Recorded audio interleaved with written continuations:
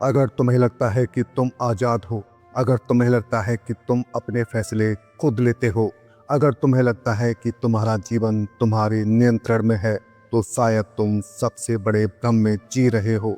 ओशो कहते थे, इंसान जंजीरों में नहीं बंधा, इंसान विचारों में बंधा है। आज मैं तुम्हें किसी और की गुलामी की नहीं, तुम्हारे अपने दिमाग की गुलामी की बात समझाने वाला हूँ। क्योंकि दिमाग तुम्हें मारता नहीं, वो तुम्हें बांधता है। वो तुम्हें चोट नहीं देता, वो तुम्हें दिशा देता है, लेकिन ऐसी दिशा जो तुमने चुनी नहीं होती। दिमाग बहुत चालाक है। वो मालिक बनकर नहीं आता, वो सेवक बनकर आता है। वो कहता है, मैं तुम्हारी मदद कर रहा हूँ, मैं तुम्हें सुरक्षित रख रहा हूँ, मैं तुम्हें भविष्य के लिए तैयार कर रहा हूँ, और तुम मान लेते हो। ओशो कहते हैं, दिमाग एक शानदार उपकरण है, लेकिन जैसे ही वह मालिक बन जाता है, वह सबसे खतरनाक तानाशाह बन जाता है। जरा अपने दिन को देखो, सुबह उठते ही सोच शुरू हो जाती है, क्या करना है, क्या नहीं करना है, क्या सही है, क्या गलत है। तुम अभी बिस्तर से उठे भी नहीं और दिमाग ने तुम्हें थका दिया। यही गुलामी है।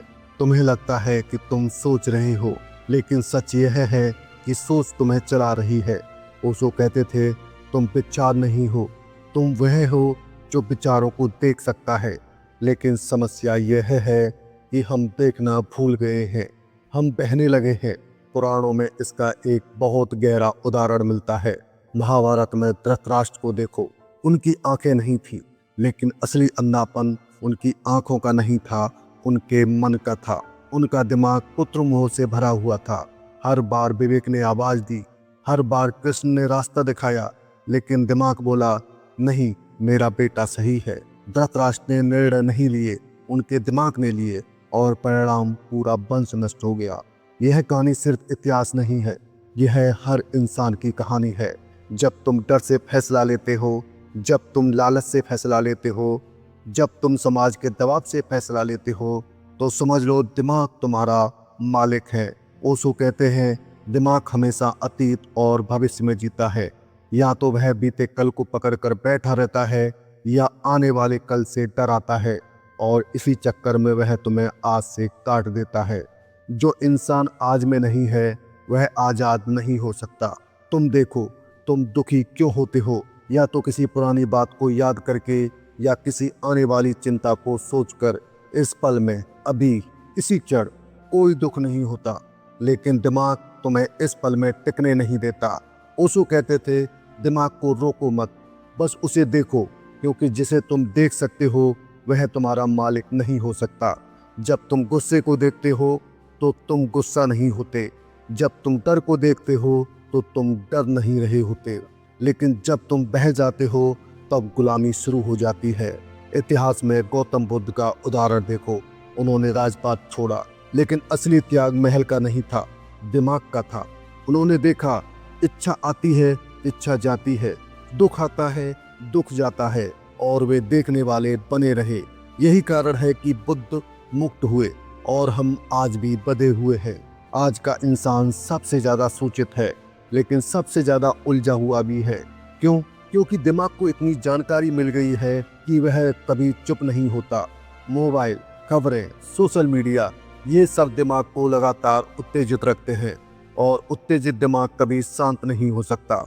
ओशो कहते थे, जब दिमाग शांत होता है तभी असली समझ पैदा होती है, नहीं तो तुम बस प्रतिक्रियाएं देते रहोगे। कोई कुछ बोलेगा, तुम तुरंत जवाब दोगे, कोई अपमान करेगा, तुम तुरंत जल जाओगे।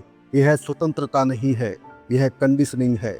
दिमाग को समाज ने सिखाया है कि क्या सही है, क्या गलत है, लेकिन ओशो कहते हैं, सत्य सीखा नहीं जाता, सत्य देखा जाता है। अब सवाल यह है कि इस गुलामी से बाहर कैसे निकले।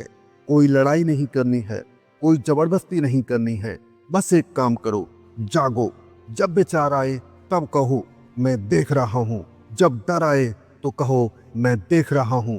धीरे धीरे दूरी बनने लगेगी, और जिस दिन तुम दिमाग और खुद के बीच थोड़ी सी भी दूरी बना लेते हो, उसी दिन से गुलामी टूटने लगती है। अब अंत में एक बहुत गहरी बात समझो, दिमाग बुरा नहीं है, लेकिन जब तुम उसे जीवन का ड्राइवर बना देते हो तो दुर्घटना तय है। दिमाग को सहायक बनाओ, मालिक नहीं। जब तुम दिमाग से नीचे उतरकर होश में जीने लगते हो तो जिंदगी बोझ नहीं रहती, उत्सव बन जाती है। अगर आज तुम्हें यह महसूस हो जाए कि शायद मैं अपने दिमाग का गुलाम था, तो यह हार नहीं है, यह जागरण है।